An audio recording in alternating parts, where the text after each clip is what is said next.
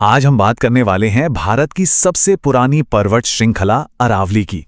एक ऐसी विरासत जो हिमालय से भी करोड़ों साल पुरानी है, लेकिन आज वो अपने ही होने की लड़ाई लड़ रही है। चलिए समझते हैं कि कैसे भारत की ये अनमोल धरोहर आज मिटने की कगार पर है। ये सिर्फ एक लाइन नहीं है, ये उस दर्द की आवाज है जो अरावली शायद महसूस कर रही है।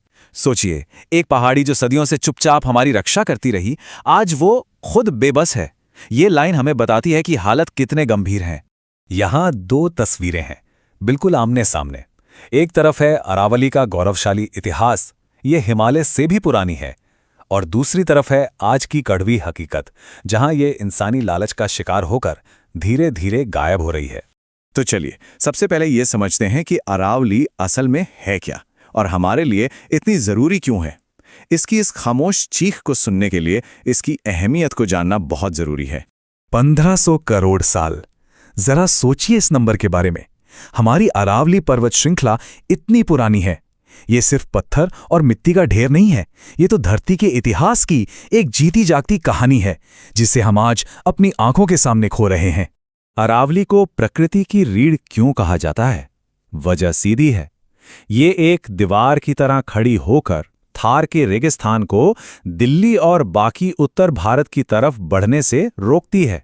यही नहीं, ये मानसूनी हवाओं को रास्ता दिखाती है और बारिश के पानी को सोखकर जमीन के नीचे पानी का लेवल बढ़ाती है।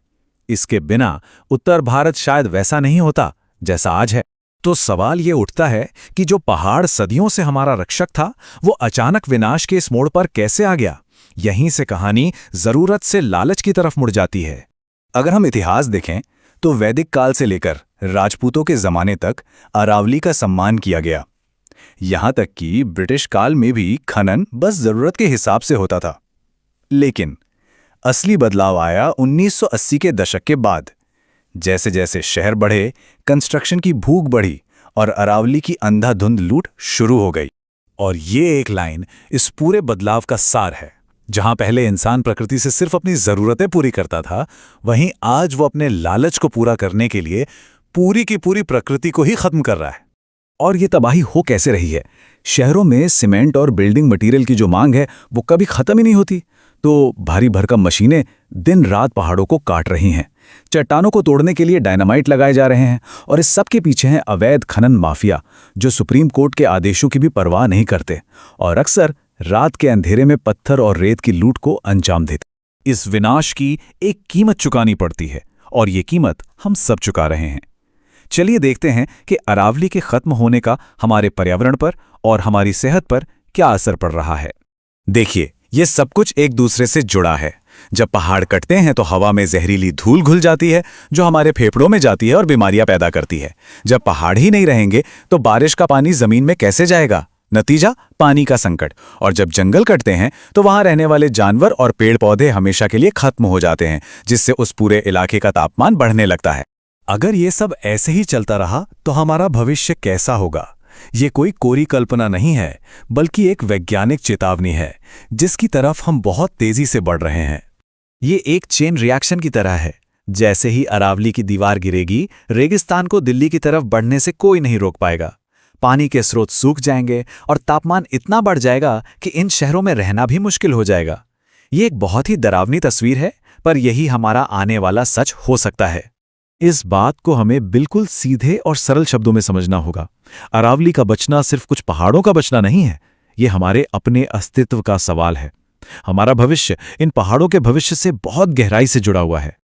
लेकिन हर अंधेरी कहानी में उम्मीद की एक किरण जरूर होती है। अभी भी सब कुछ खत्म नहीं हुआ है।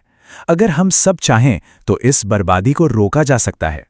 तो रास्ता क्या है? सबसे पहले तो अवैध खनन पर पूरी तरह से रोक लगे और कानून को सख्ती से लागू किया जाए। हमें सिर्फ पेड़ लगाने से आगे सोचना होगा। हमें वैज्ञानिक तरीकों से पूरे इकोसिस्टम को फिर से जिंदा करना होगा, मतलब पहाड़ों का पुनर्निर्माण करना होगा। और सबसे जरूरी बात, स्थानीय लोगों को इस मुहिम का हिस्सा बनाना होगा, क्योंकि उनसे बड़ा रक्षक कोई नहीं हो सकता। ये बात हमें हमेशा याद रखनी चाहिए कि अरावली किसी एक सरकार या किसी एक विभाग की प्रॉपर्टी नहीं है। ये हम सब की, पूरे देश की साझी विरासत है, और अपनी विरासत को बचाना हम सब की साझी जिम्मेदारी है। तो अब सवाल हम सबके सामने है, क्या हम सिर्फ दर्शक बनकर अपनी आंखों के सामने इस इतिहास को, इस विरासत को मिटते हुए देखेंगे, या फिर हम सवाल पूछेंगे और अपनी आवाज उठाएंगे? फैसला हमारे हाथ में है।